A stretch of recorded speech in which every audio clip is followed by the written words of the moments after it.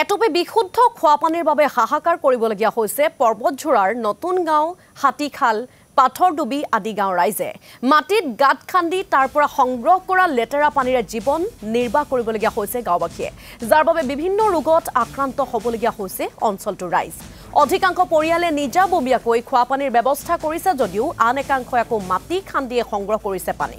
উন্নয়নৰ জয়গান গোৱা অসম তথা বিটিআৰ চৰকাৰৰ দিনত এনেবোৰ দৃশ্য এতিয়া দাঙি ধৰিছে উন্নয়নৰ ফুফুলা স্বৰূপ সেই স্থানত গৈ যেটো উপস্থিত হৈছিল আমাৰ সাংবাদিক শহীদুল ইছলামে কিছু পৰিৱেশ দেখুৱাব এইখন অহমেৰে কিছুমান দৃশ্য যি দৃশ্য দেখিলে সাধাৰণ ৰাইজে চিন্তিত হৈ পৰিব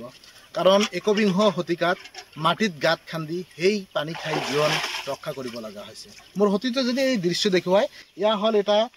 মাটিৰ গাঁত আৰু এই গাঁতৰ পৰা পানী উঠাই সেই পানী খাই জীৱন নিৰ্বাহ কৰিব লগা হৈছে কেইবাটাও পৰিয়ালৰ লোক জলসিঞ্চন আঁচনি দূৰৰ কথা এটা দমকল বা এটা কুঁৱাও কিন্তু এই অঞ্চলত নাই তাৰ ফলত কিন্তু সাধাৰণ ৰাইজে ইয়াত এনেদৰেই এই যি দূষিত পানী সেই পানী সেৱন কৰি জীৱন অতিবাহিত কৰিব লগা হৈছে স্থানীয় ব্যক্তি আছে মই কথা দিম দাদা কি ক'ব আপোনালোকৰ কেনে ধৰণৰ অসুবিধা হৈছে পায় কি পানী খাব লগা হৈছে আপোনালোকে হয় এইটো আমাৰ এই পৰ্বতঝোৰা মতিঝোৰা 1 মানে আমাৰ বিটিআৰ ডিস্ট্ৰিক্টত পৰে এইটো কিন্তু এইটো বহুত মানে ৰুৰাল এৰিয়া বহুত ভিতৰুৱা মানে আমাৰ মানে ইয়াত আদিবাসীসকল আৰু আমাৰ নেপালীসকল আছে কিন্তু আমি কি কম মানে বহুত পিছপৰা আকৌ আমাৰ বহুত অসুবিধাৰ পৰা বঞ্চিত হৈ আছে আমাৰ যেনেকুৱা আপুনি চালে এতিয়া পানী কোৱা হয় একবাৰে বহুত মানে বেয়া পৰিস্থিতি মানে ইয়া আপোনাৰ পানীটো মানে এই পানী খাব মানে বহুত বেয়া মানে আপোনাৰ তাৰ পৰা মানে আপুনি চালে মানে ৰাস্তা আছে ৰাস্তাটো বহুত বেয়া আকৌ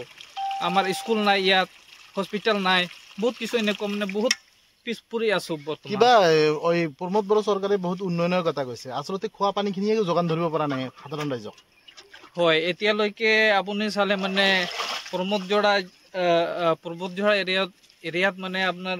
বিটিআৰ চৰকাৰ আছে কিন্তু আমাৰ এতিয়ালৈকে মানে সুবিধা পোৱা নাই পানী আৰু বহুত কিছুৰ পৰা মানে বঞ্চিত হৈ আছে এতিয়ালৈকে ফলত আমি গাঁতৰ পানী খাব লগা হৈছে আপোনালোকে হয় গাঁতৰ পানী খাব লগা হৈ আছে এতিয়া কি কম আমাৰ মানুহবিলাক এনেকৈ মানে জংগলত এনেকৈ জীৱন যাপন কৰি আছে বহুত কষ্টৰ মাজেদি কিন্তু আমাৰ বিটিআৰ চৰকাৰ হয় নিৰ্বাচনটো আহি আছে কিন্তু তাৰ আগতে মানে আমাৰ বিটিআৰ চৰকাৰ যদি কিবা আমাৰ আদিবাসী বা নেপালী সকলৰ কাৰণে কিবা মানে উন্নয়ন কামৰ কাৰণে কিছু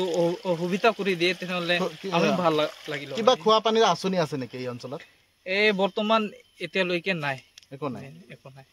হয় ধন্যবাদ জ্ঞাপন কৰিছো হয় এনেদৰে কিন্তু যি বিশুদ্ধ খোৱা পানী সেই খোৱা পানীৰ পৰা বঞ্চিত হ'ব লগা হৈছে এই পৰ্বতঝোৰা অঞ্চলৰ ৰাইজ আৰু এটা কথা ক'ব লাগিব যে ইয়াত যদি সেই দৃশ্য দেখুৱাই যে এই